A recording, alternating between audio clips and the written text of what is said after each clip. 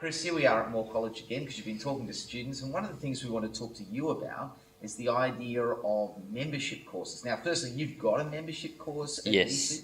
How did that come about? We kind of wrestled with should we have formal membership or not at church, and after kind of thinking through the positives, negatives, we decided to launch public formal membership, and for a number of reasons. One was we tried to help new people coming into the church get a full feel for what we believe, what we're about, and to invite them to partner with us in that, and to give them an easy opt-out.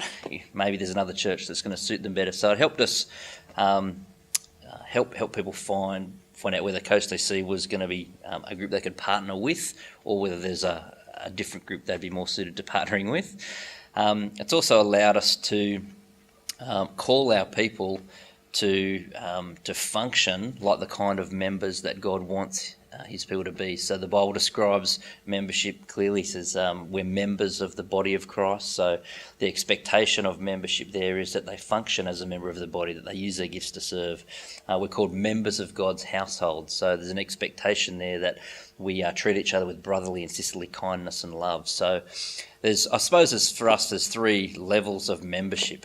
There's the reality of membership for every Christian. They're a member of God's kingdom by his grace. Every Christian's a member. Then there's functional membership, where Christians then choose to function like the kind of member that God calls them to be. They function as a brother or sister by not just thinking people are their acquaintances or friends, but they're brothers and sisters to love and serve and care for.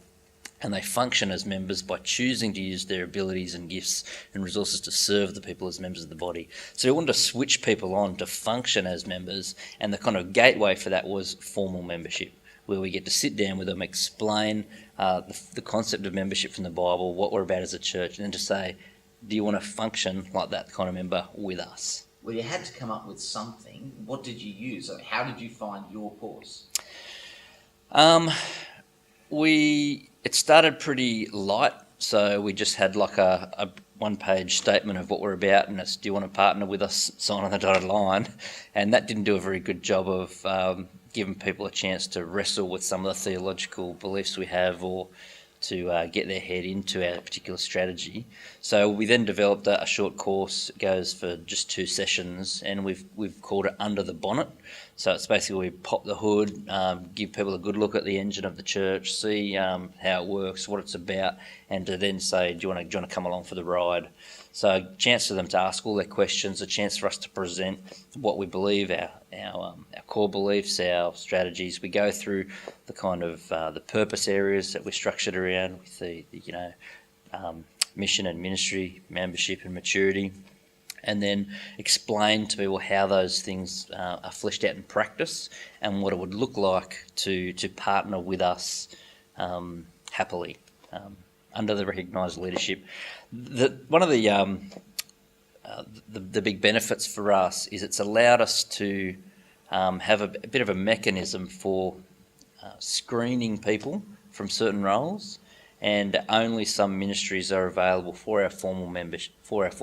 So any ministry of significant influence, so word ministries or leadership ministries, are reserved for our formal members, who've basically indicated that they're on board theologically and philosophically, all that kind of stuff.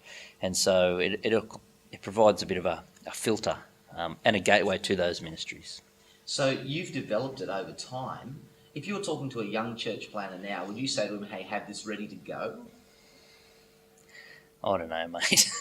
Honestly, I don't know, mate.